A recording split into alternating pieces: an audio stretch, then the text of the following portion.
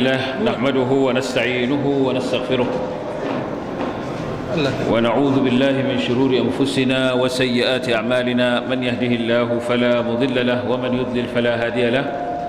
وأشهد أن لا إله إلا الله وحده لا شريك له وأشهد أن محمدا عبده ورسوله أما بعد فإن أصدق الحديث كتاب الله وخير الهدي هدي محمد صلى الله عليه وآله وسلم وشر الأمور محدثاتها فإن كل محدثة بدعة وكل بدعة ضلالة وكل ضلالة في النار.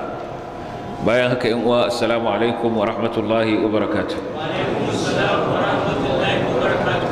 بركة مدساك سادوا أولا مسلاتي ميتارن البركة مسلاتي عثمان ابن عفان لكي ننقدن كيا أجكمنا غري نكنو أولا يمتشي من البركة نجمع yau muna 16 ga watan Rajab hijirar ma'aiki sallallahu alaihi wa sallama 1443 wanda ya daidai da 18 ga watan biyu miladiyya ta 2022 a wannan majalisi na mako-mako wanda muke karatu a cikin tafsirin alkur'ani mai girma wanda mun kammala tafsirin suratul baqara muna bayanin kunshiyar da take cikin wannan tafsiri inda muka yi bayani a satin da ya wuce daga kan aya ta farko har zuwa aya ta 152 aya ta 150 ta 141 na'am zuwa aya ta 141 gabanin mu shiga karatu akwai dan uwanmu Alhaji Aminu Sarki wanda yana ɗaya daga cikin ma'abuta wannan majalisi duk sati a ranar talata da ta gabata Allah ya masa rasuwa musa shi a addu'a Allah ya yafe masa Allah ya gafarta masa Allah ya sa ya huta Allah ya sa aljanna ce makomarsa Allah ya haskaka masa kabarinsa Allah ya yalwata masa makwancinsa Allah ya sanya ayyukansa cikin mizaninsa na ayyuka ubangiji ya gafarta masa kurakuransa yan uwa da dangi ya'ya da jikoki Allah ya ba su ladan haƙuri da juriya duk yan uwanmu da suka riga mu gidan gaskiya Allah subhanahu wataala ya yafe musu ya gafarta musu duk marasa lafiyar mu Allah ya ba su lafiya marasa lafiyar mu Allah ya ba su lafiya akwai dan uwanmu da mahaifiyarsa take kwance a asibiti masa ta addu'a Allah subhanahu wataala ya bata lafiya Allah ya bata lafiya Allah ya tashi kafadarta bismillah a'udhu billahi minash shaitanir rajim sayaqulu as-sufaha'u minan nasi ma wallahum 'an qiblatihim allati kanu 'alayha qul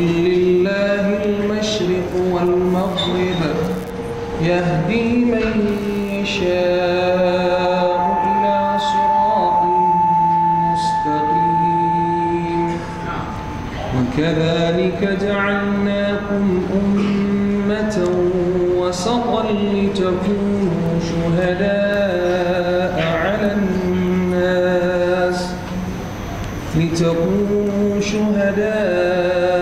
على الناس ويكون الرسول عليكم شهيدا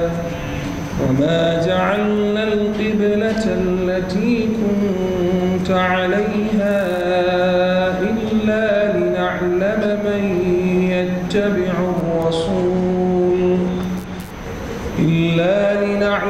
من يتبع الرسول ممن ينقلب على عقبيه وإن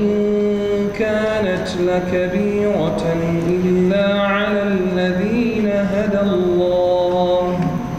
وما كان الله ليضيع إيمانكم إن الله بالناس لرؤوف رحيم. tun daga aya ta 142 har zuwa aya ta 152 ubangiji subhanahu wata'ala ya ba da labarin wato hadisa mafi girma da ta faru a tarihin kafa dokoki na shari'ar musulunci. Ita ce hadisar canza alƙibla daga kallon baitul maqdis a dawo ana kallon ka'aba lokacin da ake sallah. Wannan canji da aka samu, musulmi suka dawo suna kallon ka'aba maimakon baitul maqdis, abu ne da ya tashi hankalin yahudu sosai da gaske. Annabi sallallahu alaihi wa sallama ya kasance yana kallon baitul maqdis in zai yi sallah har lokacin da ya yi hijira da wasu 'yan watanni. To a daidai wannan lokacin mushrikai sun rika surutai iri-iri cewa gashi yana cewa shi yana bin addinin annabi Ibrahim a.s. amma kuma ya ƙi kallon alƙiblar annabi Ibrahim a.s. ya je yana kallon wata alƙibla daban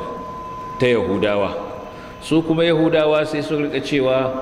gashi yana sukan addinin mu amma kuma ya dawo yana kallon alƙiblar mu. To lokaci guda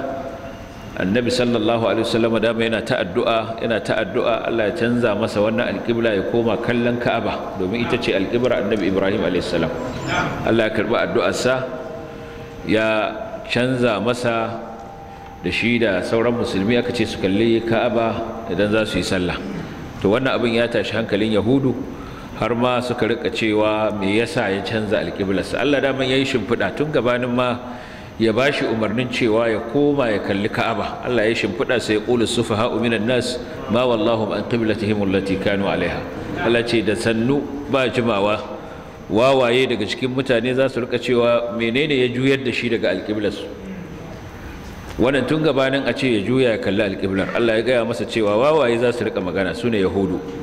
Bayan kuwa an juyar da annabi sallallahu alaihi wa sallama zuwa kallon Ka'aba, to nan suka rika wannan surutai. To Allah ya ba mu labarin wannan, kuma ya gaya mana yadda zai bayar musu da martani, cewa gabas da yamma idun na Allah ne, inda ya ga dama zai samu mu kalla mu yi ibada. To kuma sannan ayoyin suka yi maganar ni'imar da Allah subhanahu wataala ya yi ma wannan al'umma, da yadda ya fifita su a cikin al'ummu suka zama al'umma tsaka-tsaki adalai wanda za su zama masu shaida ga mutane. Wannan ni'ima ce babba da Allah ya yi ma wannan al'umma. Sannan kuma ubangiji ya bayyana hikimar da ta sa aka ce a juya zuwa Ka'aba, a kalli Ka'aba. Ubangiji subhanahu wata'ala ya bayyana cewa wa ma ja'alna al-qiblata allati kunta 'alayha illa lina'lama man yattabi'u ar-rasul mimman yanqalibu 'ala aqibai. Allah ce yayi haka ne dan a gane waye zai yi wa annabi biyayya, waye kuma zai juya baya. Kuma fi'ilan haka ya faru lokacin da aka juya zuwa kallon Ka'aba. Wasu sai suka rika shakkar addinin, cewa wani irin addini ne yau a ce mu yi kaza, gobe a sake mana a ce kaza zamu. To wasu sai suka yi ridda. To amma dai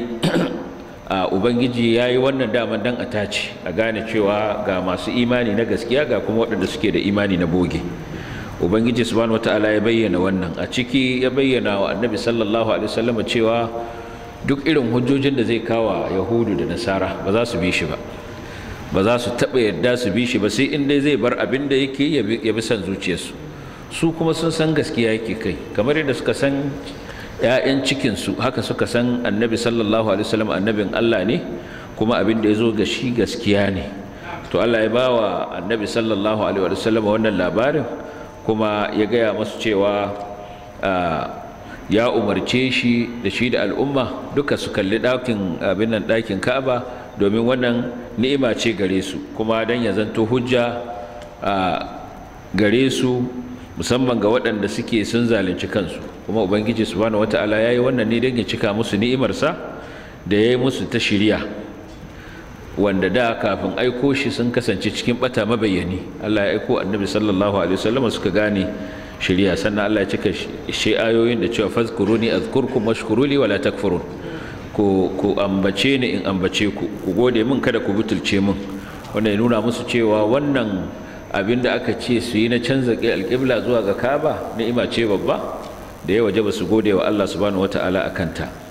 To sannan daga aya ta 153 har zuwa aya ta 157, a cikin waɗannan ayoyi Allah subhanahu wata'ala ya umarci mu'minai da su nemi taimakon Allah ta hanyar haƙuri da kuma sallah, musamman ma lokacin da suka shiga cikin wasu masibu, cewa kuma su sani duk wani da za a kashe shi saboda Allah to wannan mai rai ne, ba za a ce masa matacce ba a gurin Allah.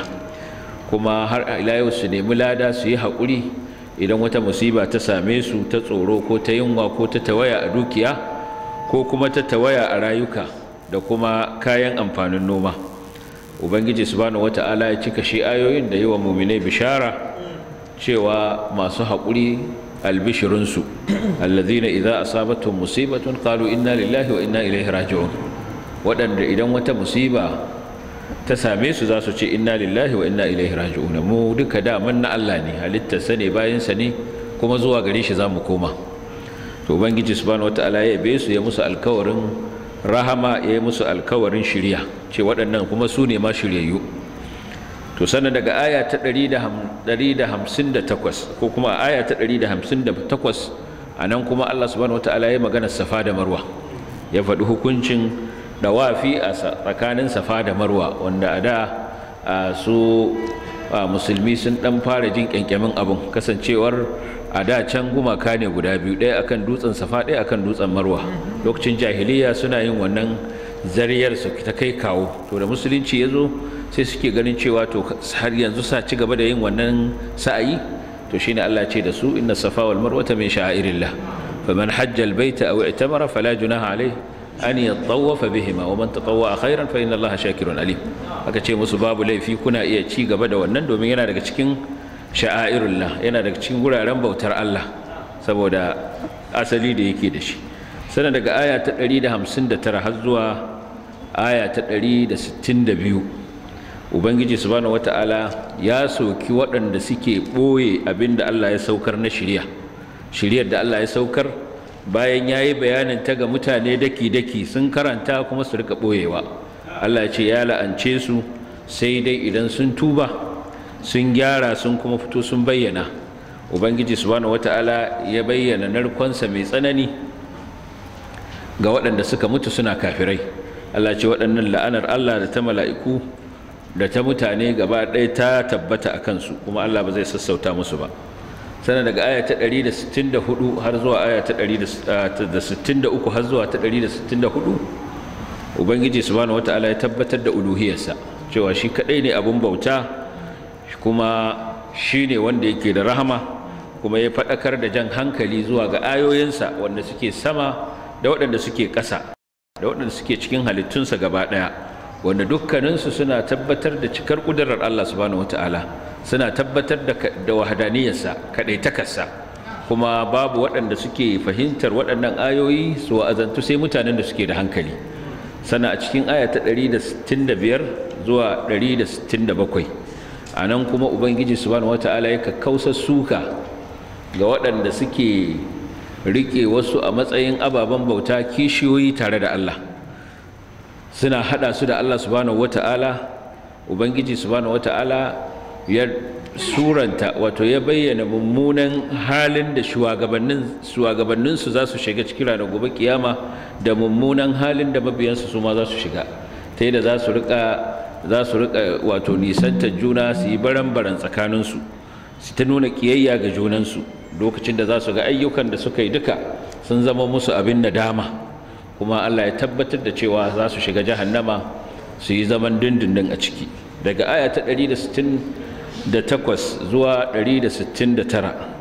a nan kuma Ubangiji subhanahu wata'ala ya umarci mutane da su ci abin da yake bayan ƙasa na halal daddada, kuma ya gargaɗe su kan kada su kuskura su bi hanyoyin shedan, wanda shedan a koyaushe umarta su yake da mummunan aiki, yana sa su suna yin maganganu ba gaskiya ba, suna jingina wa Allah. Sannan daga aya ta 170 zuwa aya ta 171 a nan kuma Ubangiji ya sake sukan mushrikai da kafirai saboda yadda suka rika bin abin da suka samu iyayensu a kai ido rufe, ba tare da tunani ba, ba tare da neman hujja ba, sun dai taso sun ga iyayensu suna bin wata hanya wadda ba ta gaskiya ba, su ma suka bi su a kai. Ubangiji ya kwatanta su da mutumin da zai rika kiran dabbobi, alhalin ba abin da suke ganewa sai muryarsa kawai, amma ba sa gane kiran nasu. Ubangiji ya sifanta su da cewa kurame ne, bebaye ne, makafi ne, kuma ba za su gane ba. Daga aya ta 172 har zuwa aya ta 173 anan ubangiji kuma ya umarci mu'minai da cewa su ci daga daɗaɗan abubuwa na halal da Allah ya azurta su da shi, amma kuma su gode masa kuma su bauta masa. Sannan ya bayyana musu abin da ya haramta musu da kuma wanda ya halatta musu su ci lokacin larura, wato abin da ya haramta musu ya kuma halatta musu shi yayin da suka shiga halin larura, halin matsuwa. A aya ta 174 zuwa ta 176 anan ubangiji subhanahu wata'ala ya kakkausar suka ga waɗanda suke ɓoye abin da Allah subhanahu wata'ala ya saukar a littafinsa, suke ɓoye gaskiya ba sa bayanin ta ga mutane,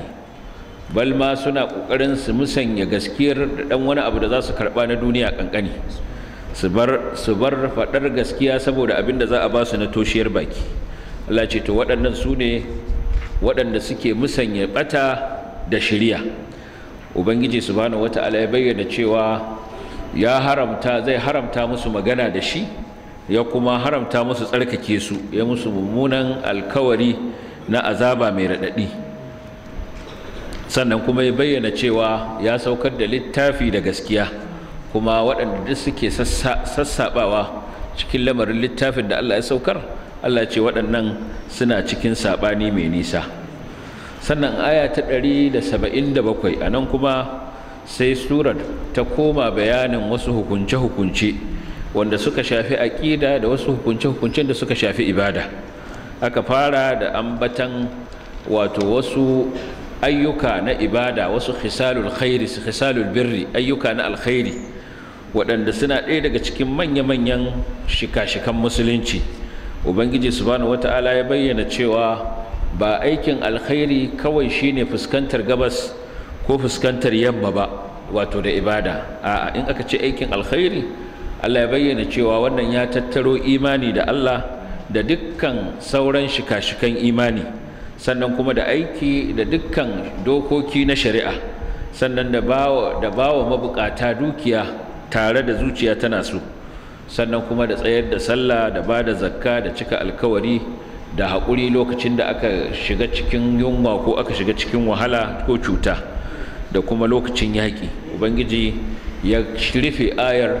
da kyakkyawan yabo da ya yi wa waɗanda suka sifantu da waɗannan sifofi. Allah ce ula'ika alladhina sadaqu wa ula'ika humul muttaqun. To waɗannan su ne suka zama masu gaskiya ko suka faɗi gaskiya cikin abin da suka yi da'awa na musulunci, kuma su ne masu kiyaye dokokin Allah. Sannan daga aya ta 178 har zuwa 182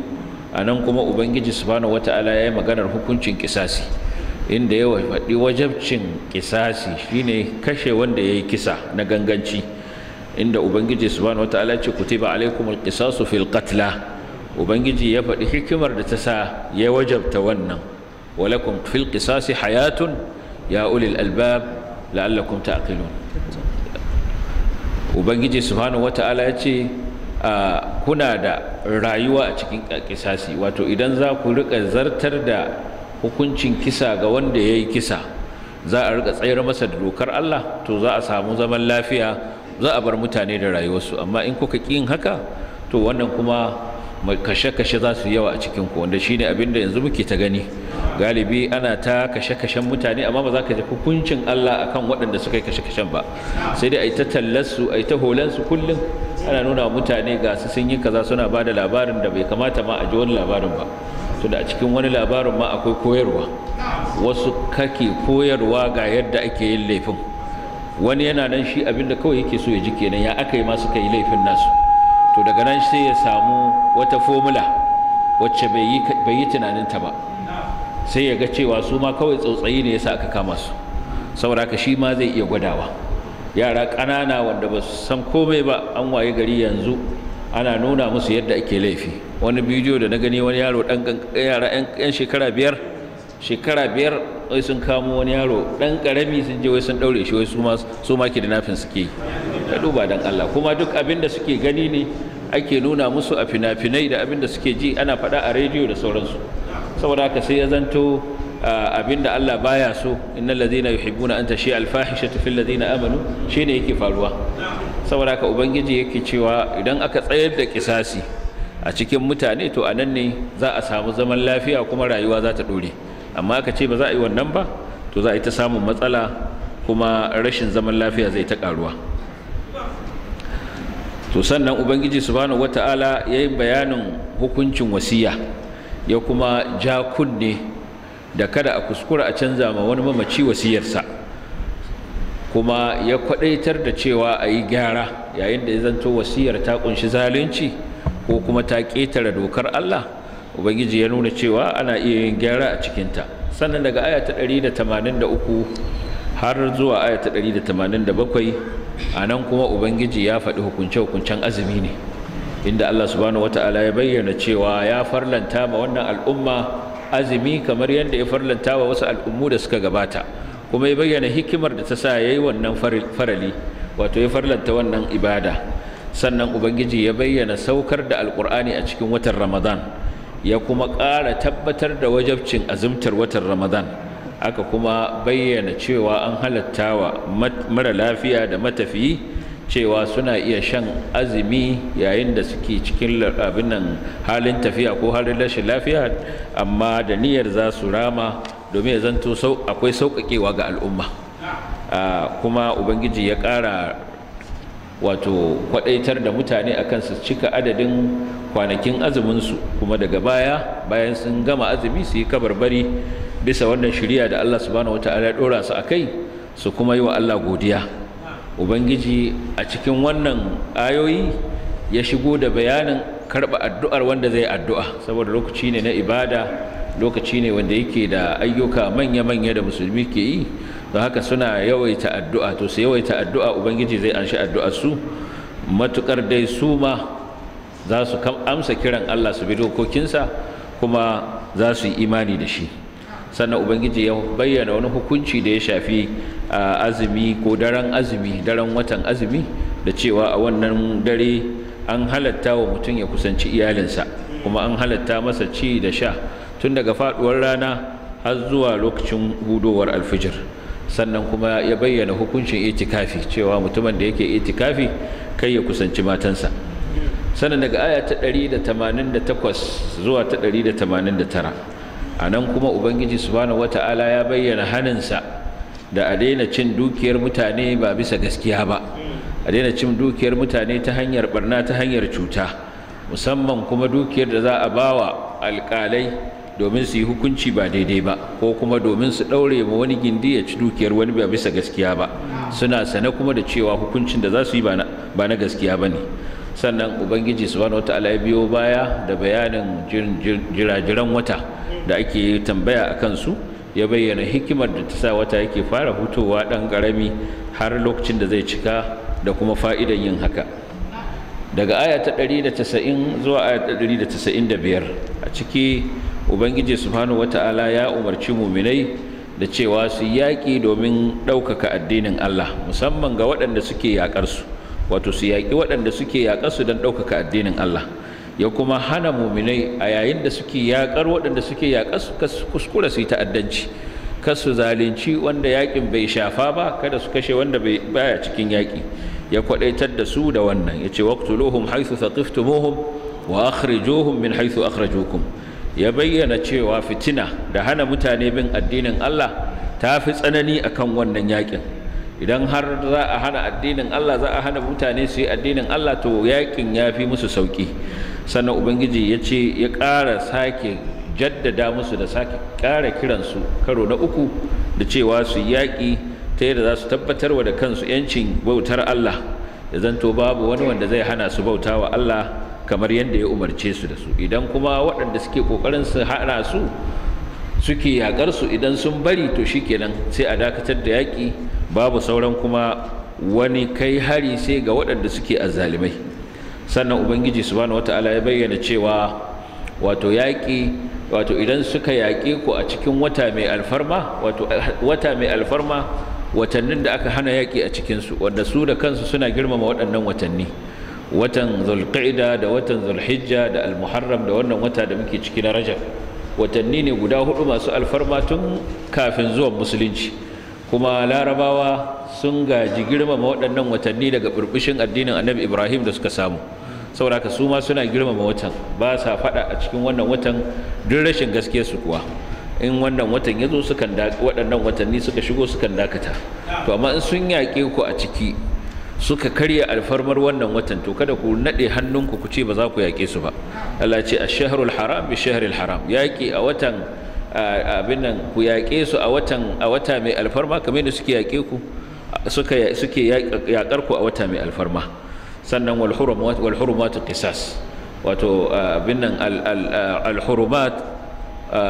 abubuwa masu alfarma akwai kisasi a cikin su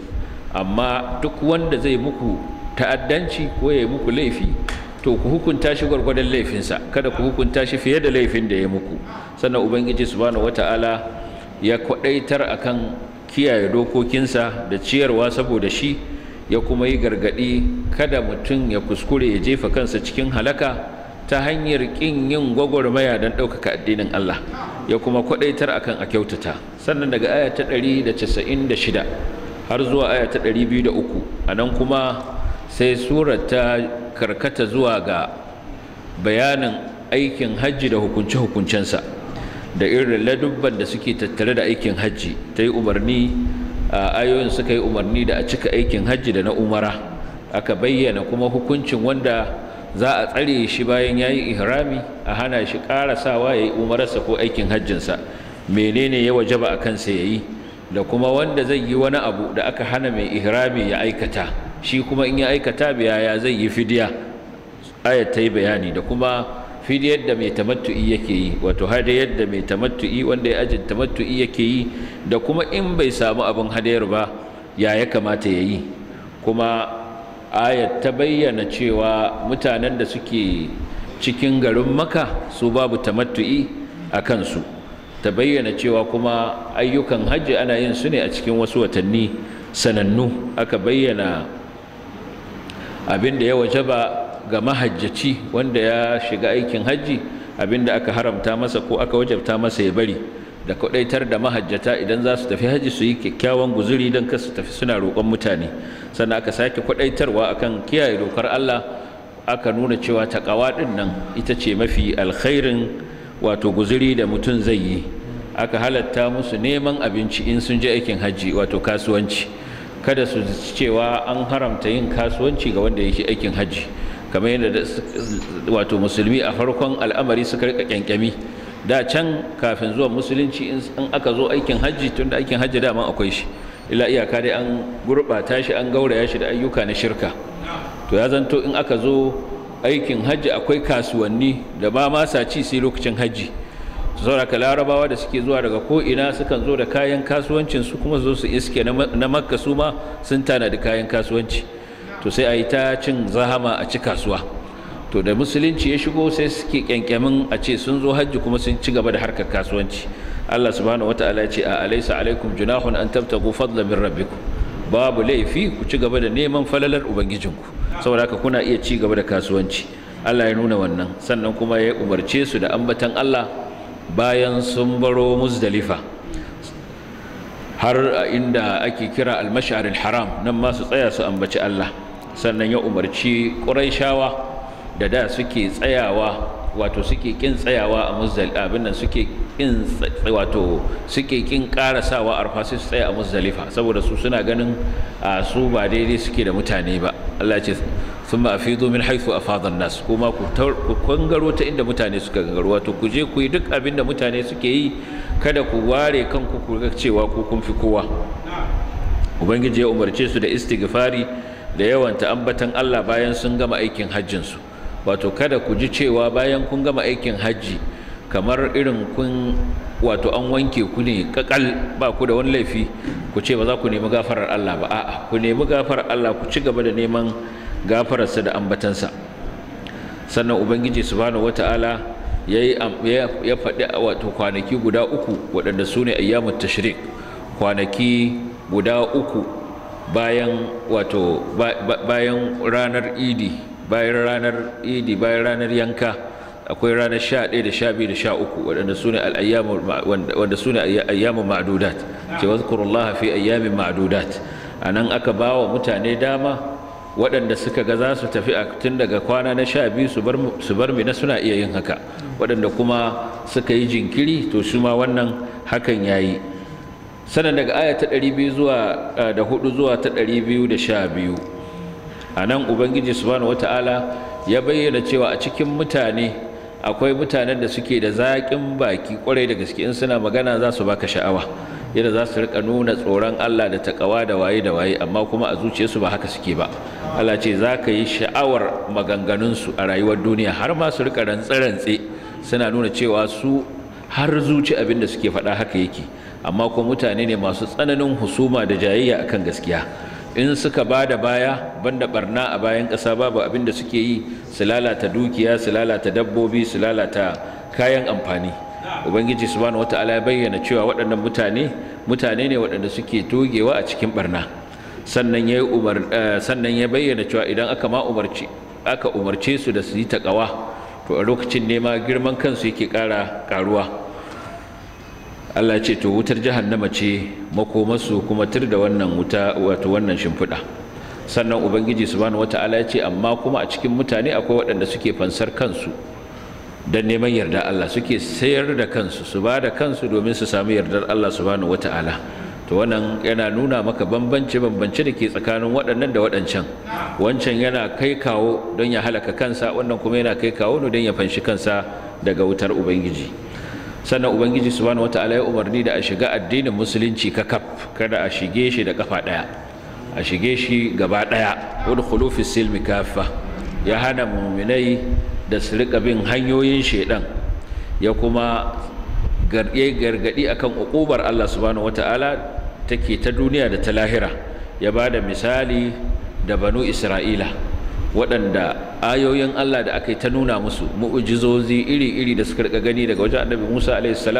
wannan ba su yi musu amfani ba. Allah ya gargaɗi mu'minai cewa kar su kuskura su canza ni'imar da Allah ya musu, in suka yi haka kuma za su jefa kansu cikin azabar Allah. Sannan ubangiji subhanahu wata'ala ya bayyana cewa ya ƙawata wa kafirai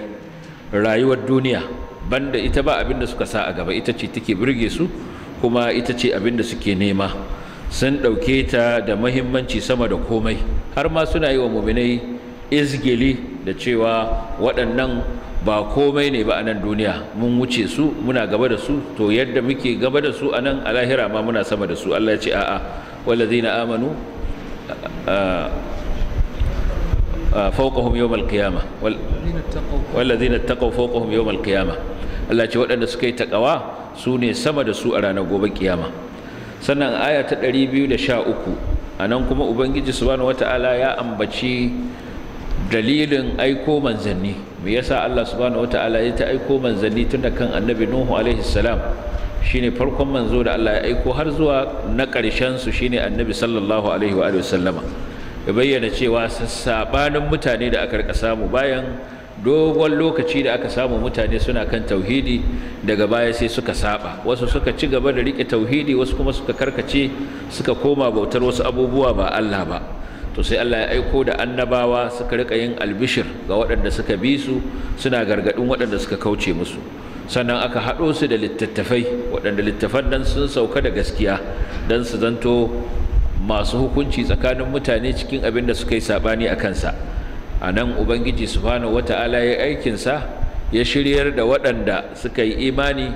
ga abin da aka yi saɓani a kansa na gaskiya, wanda shi ne mai shiryarwa. Sannan a aya ta 214 ubangiji subhanahu wata'ala ya bayyana cewa shiga aljanna ba haka yake samuwa bagwas ba, ba haka rubus shikenan mutum ya shiga aljanna ba tare da ya shiga wata jarraba ba. Ubangiji sai ya jarraba shi dan a tace a ga wane ne mai gaskiya, wane ne kuma wanda daman can ba da gaske yake ba. To wannan sunnar Allah ce subhanahu wata'ala, ba a cikin wannan al'umma kawai ba, a cikin al'ummun da suka gabata babu wata al'umma face sai da ubangiji subhanahu wata'ala ya jarrabe su jarraba iri-iri domin a yi wannan rairaye da tankada. To aya ta 215 kuma ubangiji subhanahu wata'ala ya ansa tambayar wasu daga cikin sahabbai ne game da cewa me ya kamata su ciyar. Allah subhanahu wata'ala ya bayyana musu abin da ya kamata su ciyar da waɗanda ya kamata su fara gabatarwa wajen ciyarwar. sannan aya ta 216 zuwa aya ta 218 surar sai ta kuma dawowa da maganar wato yaƙi domin ɗaukaka addinin Allah da wajabcinsa da bayyana wa musulmi cewa a wannan yaƙi dama al'amari ne wanda yake da umarni ne wanda yake da wahala ƙwarai da gaske zuciya ba za ta so shi ba amma abubuwa da yawa masu wahala kuma suna tattare da alkhairi wasu abubuwa da yawa kuma waɗanda zukata ke so amma kuma babu alkhairi a cikinsu don haka Allah shi ya sani su ba su sani ba sannan ubangiji subhanahu wata'ala ya bayyana musu hukuncin yaƙi a cikin wata mai alfarma ya bayyana musu cewa wannan al'amari ne mai girma a yi yaƙi a cikin wata mai alfarma to amma kuma hana mutane bin Allah da kafircewa Allah da hana mutane isa ga masallaci mai alfarma na Makka da ma korar waɗanda suke nan muminai a hana su bautar Allah wannan ya fi girma a wajen Allah kuma sannan fitinar shirka ai ta fi tsanani daga fitinar kisa sannan ubangiji subhanahu wata'ala ya sake kwadaitarwa bisa muminai su tashi su kare kansu su ɗaukaka addinin Allah ya kuma rufe bayanin da kyakkyawan alkawari ga waɗanda suka yi hijira suka yi jihadi don ɗaukaka karamar Allah Allah ya musu alkawarin rahamarsa Allah ce ula'ika yarjuna rahmatallah wallahu ghafurur rahim waɗannan su ne suke fatan samun rahamar Allah Allah kuwa mai gafara ne mai jin kai a aya ta 219 har zuwa aya ta 220 ubangiji subhanahu wata'ala ya ba da ansar wata tambaya ce da sahabbai suka yi game da alhamr wal maisir wato giya da kuma caca Allah ya bayyana cewa a cikin giya da caca akwai wato zunubi mai girma sannan kuma akwai amfani ga wasu mutane amma fa zunubin da suka tattara ya fi amfanin da yake cikinsu girma sannan ubangiji subhanahu wata'ala ya ansa musu tambayar su game da marayu ya kwadaitar da su akan cewa su yi ƙoƙarin yin maslaha a cikin dukiyar marayu kuma yin gyara a cikin dukiyar marayu da yi musu tarbiyya mai kyau wannan shine alkhairi ya kuma bayyana musu cewa suna iya gauraya dukiyarsu da ta marayu domin su yi kasuwanci don kada dukiyar marayun ta zama ta ƙare ko zakka ta cinye ta sana aya ta 221 har zuwa aya ta 227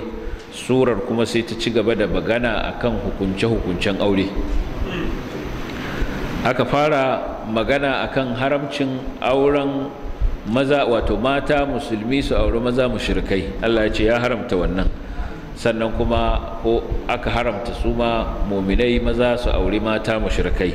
waɗanda suke masu bautar wani ba Allah ba masu bautar gumaka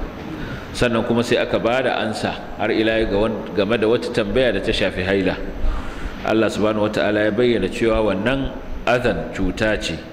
sannan ya hana kusantar macen da take haila har sai ta yi tsarki sannan jini ya ɗauke ta yi wanka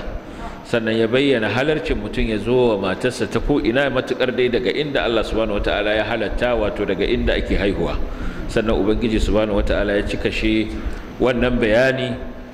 tare da hani na mu'minai da kada su sanya wato rantsarantsansu su zama kariya daga aikata wani alkhairi wato su yi rantsuwar ba za su yi wani aikin alkhairi ba kada su yi wannan matukar aikin alkhairi ya bijiro to kada wani ya rantsuwar ba zai yi ba kuma ya dauki wannan rantsuwar a matsayin wata garkuwa da zai rika kafa hujja da ita duk sanda aka yi masa maganar aikin ya ce ai da ya riga ya yi rantsuwa kuma kaga ai bana karya rantsuwa ba Allah ce to kada ku yi haka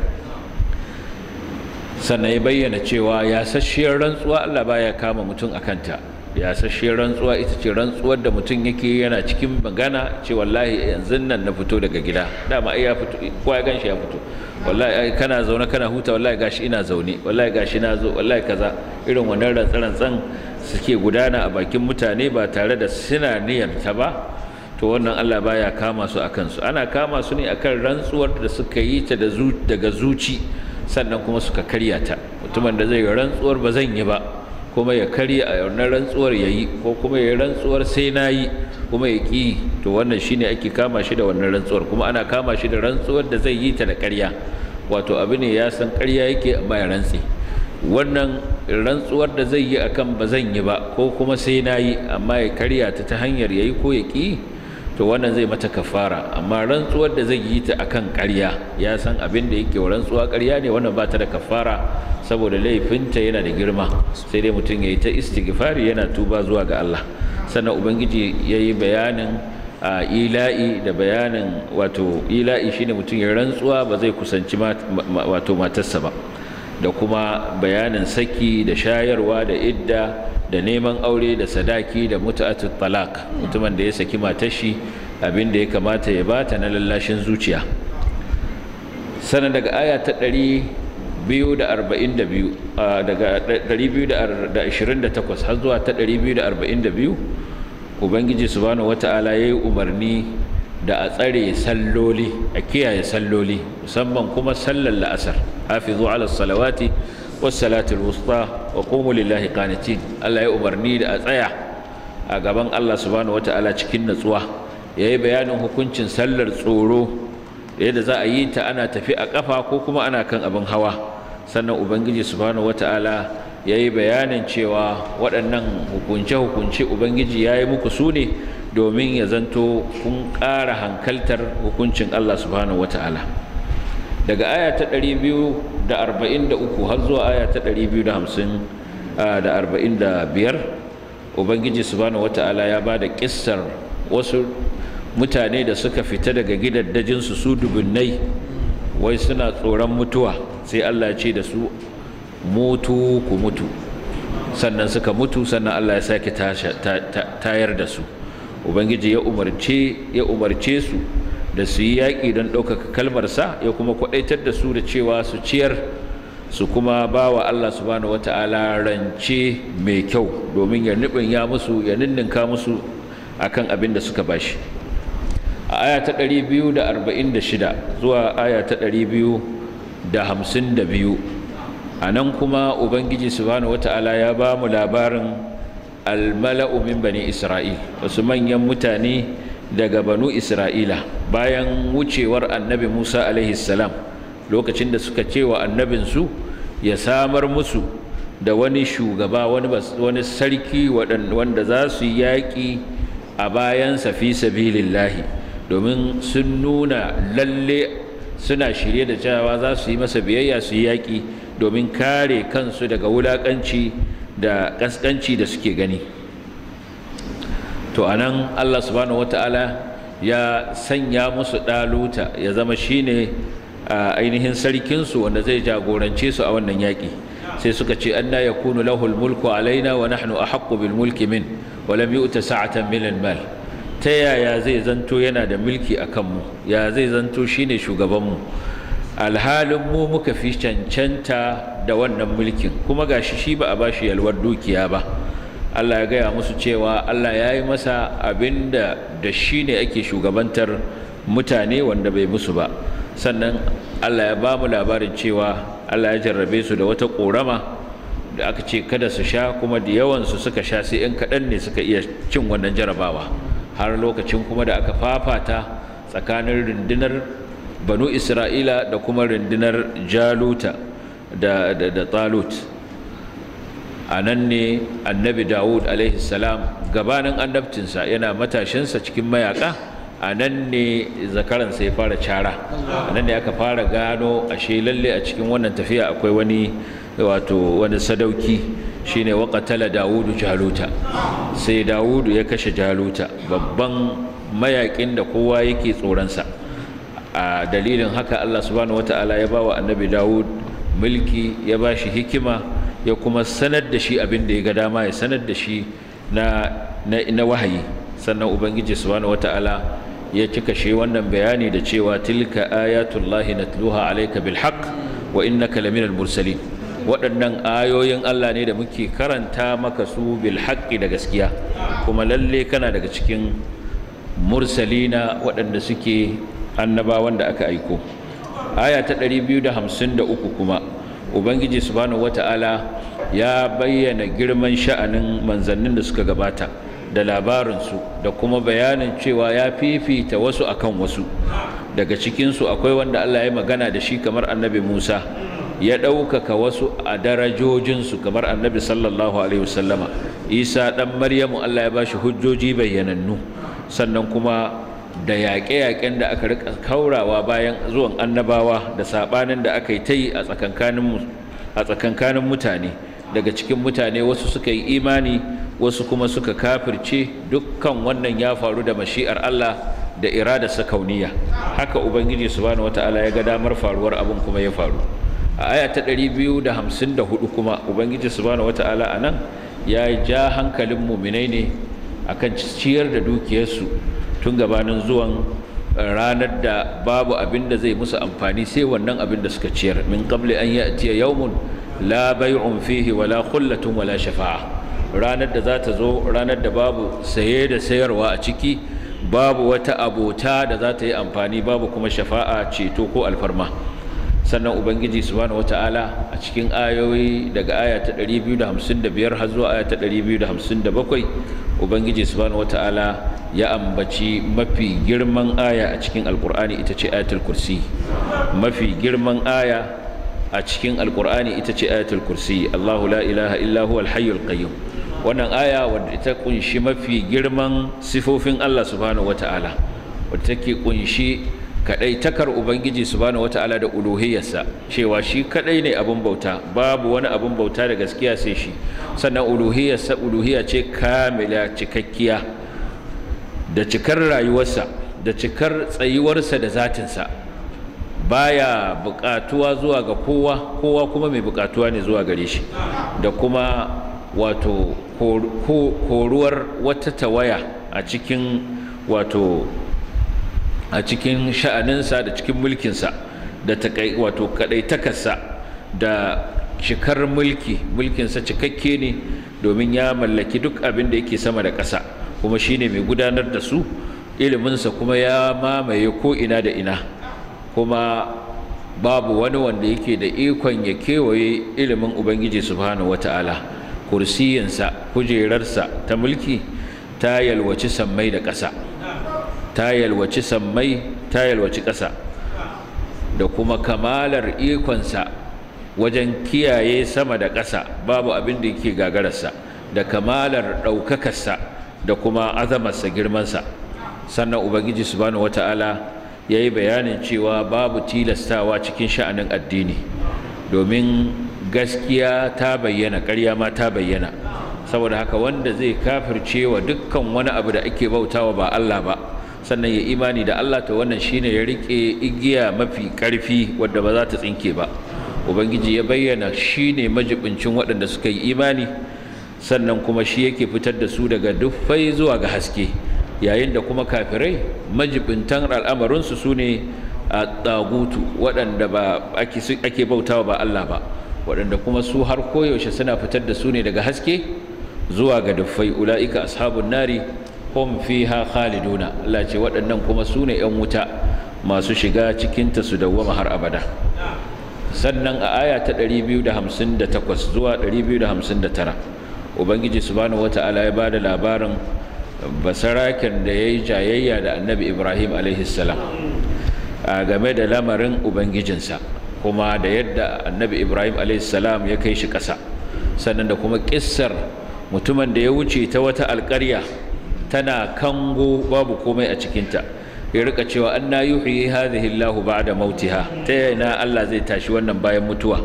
Allah ya karbi ransa shekara 100 sannan ya tashe shi dan ya zama aya ga mutane. Sannan aya ta 260 zuwa 261 Allah subhanahu wataala ya bamu labarin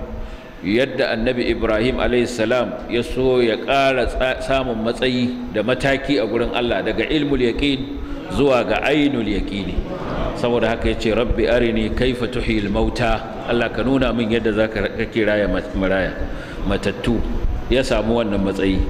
Sannan daga aya ta 262 zuwa 274 anan kuma surar ta sake dawowa domin kwadaitar da mutane dai akan ciyarwa, ta yi bayanin irin yadda za a ninninka wa mutane lada yayin da suka ciyar, ta ja kunnen masu ciyar da dukiyarsu, masu bayarwa, da cewa su guji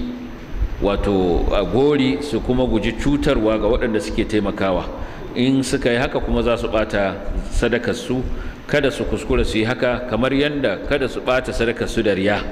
Ubangiji ya ba da misalin mummunan misali na wanda zai ciyar da dukiyarsa domin riya da kuma kyakkyawan misali na wanda zai ciyar da dukiyarsa domin neman yardar Allah subhanahu wata'ala da bayanin irin yadda Allah zai ninninka masa lada. Yayi umarni kuma idan za a ciyar wato za a yi sadaka da dukiyar halal,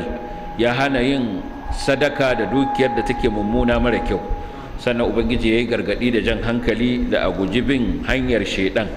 da yadda shedan yake wa mutum tsoron talauci, ya hana shi taimakon addinin Allah da taimakon bayan Allah, yake kuma umartarsa da alfasha. Yake Allah subhanahu wata'ala ya ja hankalin cewa a yadda da Allah subhanahu wata'ala cewa mai falala ne kuma mai gafara ne. Sannan ubangiji subhanahu wata'ala ya bayyana cewa yakan bada hikimarsa ga wanda ya ga dama, ya kuma nuna girman sha'anin wanda Allah ya bashi hikima. Ya ce wa man yu'tal hikmata faqad utiya khairan kathira wa ma yadhakkaru illa ulul albab. Sannan ubangiji subhanahu wata'ala yayi bayanin iliminsa, wato yana sane da abin da mutum zai bayar da abin da zai bari bai bayar ba, da sakamakon da zai yi wa kowa. Sannan kuma ubangiji ya bayyana halaccin bayyana sadaka, musamman ma idan ya zanto a cikin bayyana ta din akwai maslaha. Ya kuma yi bayanin kwadaitarwa akan ɓoye sadaka, kuma yin hakan yafi. Allah ya ce kuma ga waɗanda za a bawa lil fuqara alladhina uhsiru fi sabilillah la yastati'una darban fil ardi. Sannan ubangiji ya cika shi bayanin wannan ayoyi na kira zuwa ga ciyar da dukiya dan Allah, da cewa akwai gwaggwaban lada da ya tanadar ma waɗanda suke ciyarwa. Allazina yunfiquna amwalahum bil-laili wan-nahari sirran wa alaniya falahum ajruhum inda rabbihim wala khawfun alaihim wala hum yahzanun. Sannan kuma surar sai ta ci gaba da magana akan mu'amala ta riba, da jan hankali da gargadi a bisa a guji riba, da mummunan halin da mai cin riba ko mai bada riba zai tashi a ranar gobe kiyama, da irin yadda yake a nan duniya. Ubangiji ya ja hankalin muminai da umarta su zama masu kiyaye dokar Allah, su guje wa riba komin kankantarta inda har su muminai ne. Sannan ya bayyana hadarin da yake cikin riba, cewa riba yaƙi ne da Allah subhanahu wata'ala. Yace fa in lam taf'alu fahdhanu bi harbin min Allah wa rasulih wa in tubtum falakum ru'usu amwalikum la tadhlimuna wa la tuzlamun. Sannan ubangiji ya kira akan a sassauta wa wanda yake cikin tsanani, a sassauta masa har Allah ya hore masa. In an masa sadaka ma ko an masa afuwa, to wannan yafi alkhairi. Ubangiji yayi umarni da taqwa, da a kiyaye dokokin Allah subhanahu wata'ala, a kiyaye kuma a kiyaye zuwan ranar alkiyama a yi mata tanadi. Sannan aya ta 282 ubangiji subhanahu wata'ala ya ambaci ayar da tafi kowace tsawo a cikin alkur'ani, wanda Allah ya yi maganar bashi da hukuncin rubuta bashi da shaida, da kuma tsayawa a ga an kiyaye wannan bashin ta yadda ba za a cutar da mai bashin ba, ba za a cutar da wanda yake karɓar bashin ba. Aka hana kuma hatta mai rubutun da mai shaidar a cutar da shi, a cutar da su ko su cutar. Sannan aka yi bayanin wato halaccin ba da jingina, sannan aka yi umarni da tsare amana, sannan aka hana ɓoye shaida ga wanda ya santa. Sannan ubangiji subhanahu wata'ala ya ƙara ƙarfafa zancensa da cewa mulkin safa ya yalwaci ko ina da ina, kuma zai yi wa mutane hisabi akan ayyukansu, kuma yana da cikakken iko akan haka. Sannan ubangiji subhanahu wata'ala da aya ta 288 da 5 zuwa 286, ayoyi biyu mafiya girma a cikin alqur'ani sune waɗannan ayoyi da annabi sallallahu alaihi wasallama yace man qara'a al-ayatayn min akhir surati al-baqarati fi lailatin kafatahu, wanda duk zai karanta ayoyin nan biyu na ƙarshen suratul baqara da daddare sun ishe shi. Ayoyin biyu sun kunshi shaida ga annabi sallallahu alaihi wasallama da mu'minan da suke tare da shi cewa sun yi imani da dukkanin shika-shikan imani, sun yi imani da abin da Allah ya saukar wa annabinsa sallallahu alaihi wasallama daga ubangijinsa da mala'ikunsa, sun yi imani da littattafai da manzanni, ba su rarrabe tsakanin wani daga cikin manzanninsa ba, har ma sun shelanta cewa sami'na wa ata'na ghufranaka rabbana wa ilaykal masir. Aya ta biyu kuma ta kunshi cewa Allah subhanahu wataala ya tabbatar wa da mu'minai ya kwantar musu da hankali cewa ba zai dora musu abin da yafi karfin su ba, sai dai kowa ya sani cewa abin da ya aikata na alkhairi nashi ne, haka nan abin da ya aikata mara kyau ma sakamakon nashi ne. Sannan ƙarshe sai ya zama khitamuhu misk. ubangiji ya ce rabbana la tu'akhidhna in nasina aw akhtana rabbana wa la tahmil alaina isran kama hamaltahu ala alladhina min qablina rabbana wa la tuhammilna ma la taqata lana bih wa'fu 'anna waghfir lana warhamna anta maulana fansurna ala alqawmil kafirin. Allah subhanahu wa ta'ala ya ce qad fa'altu, na ansa muku, Allah ka ansa mana. Wannan shine takaitaccen abinda wannan sura ta kunsa tun daga farko har ƙarshe. Abinda muka faɗa da daidai Allah ba mu lada, na kuskure Allah ya fi mana. Wa sallallahu wa sallama ala nabiyyina Muhammadin wa alihi wa sahbihi ajma'in. Wassalamu alaikum wa rahmatullahi wa barakatuh.